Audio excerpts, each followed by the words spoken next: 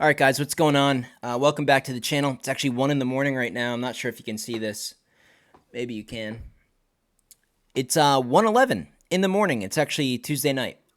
Wednesday morning, I guess, if you're being super specific. Just got off of a DoorDash shift. I'll actually share tonight's shift, the results here in a future video, if you guys have any interest in that. Yeah, a short shift tonight. Only worked about 10 until now, 1 a.m. So about 3 hours. Took a couple breaks to stop home and do a couple of things in between. So it wasn't like a full-on mayhem session. But today's video, more importantly, is 5 tips that I have learned will help you guys substantially, whether you're new to DoorDash, whether you're considering it, whether you're like a seasoned veteran and maybe somehow you have already picked up on this stuff. So with that being said, make sure you are subscribed to the channel. I'll start doing a lot more DoorDash content, food reviews, a whole bunch of stuff here on the channel.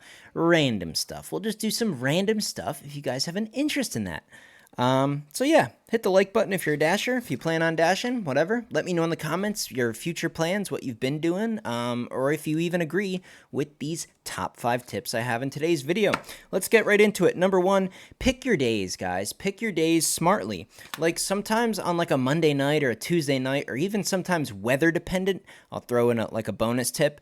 Depending on certain weather and certain days of the week, the volume might not be there. I mean, you might like run into your living room, your phone's been on the charger, it should be at 100%, you're ready to get in your car and go put in like a good session, like a nice 3-4 hour session.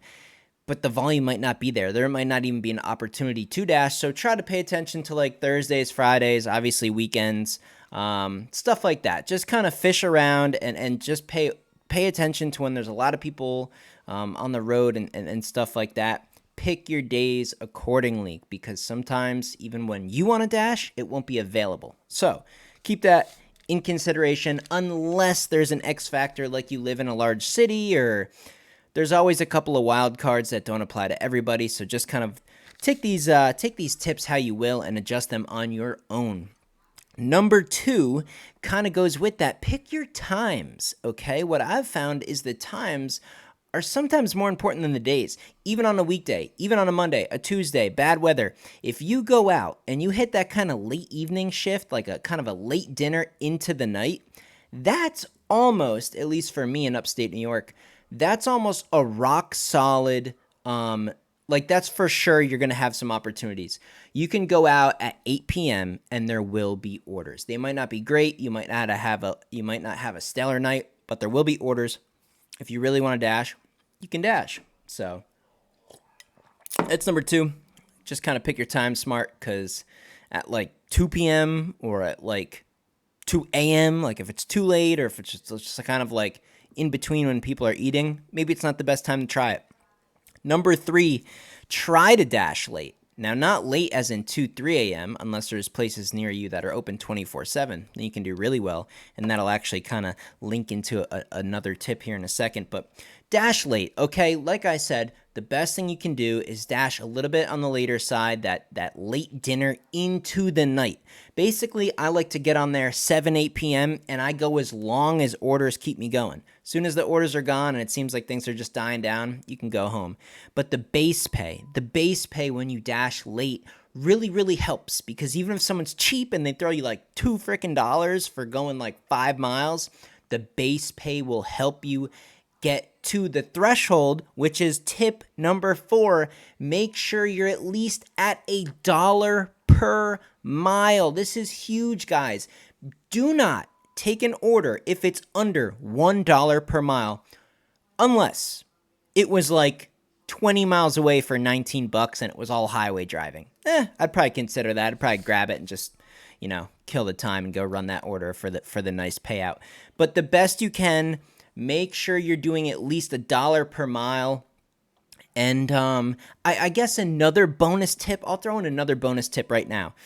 Don't take orders that are too small, even if they meet that threshold. So if you accept an order that's only going to pay you $3 and it's like 3 miles of driving, you think, okay, well, it's at least $1 a mile. Nah, because the time it takes to pick up the order, you might have a long wait. There might be one or two things. Maybe you hit a couple traffic lights. Maybe this, maybe that. There's always, with every single DoorDash order, just about, there's one or two little X factors that just kind of get annoying.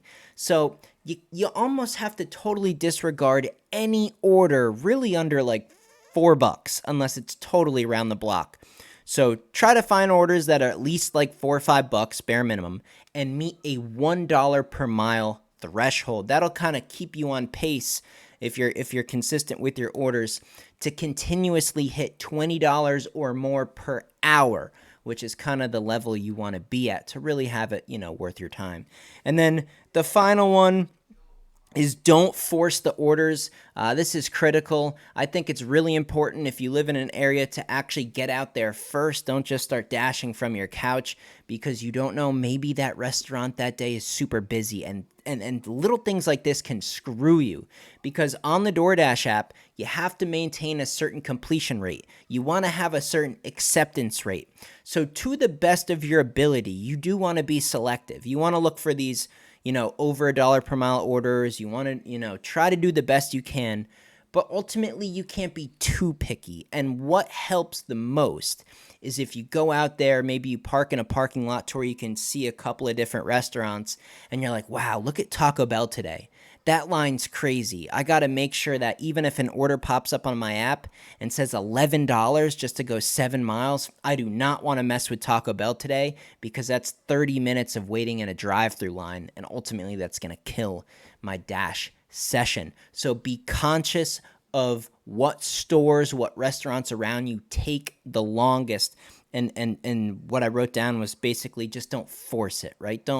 I know there's certain thresholds you have to meet on the app to continue being successful on the app and even being permitted to use the app, but don't force it. Like, be selective.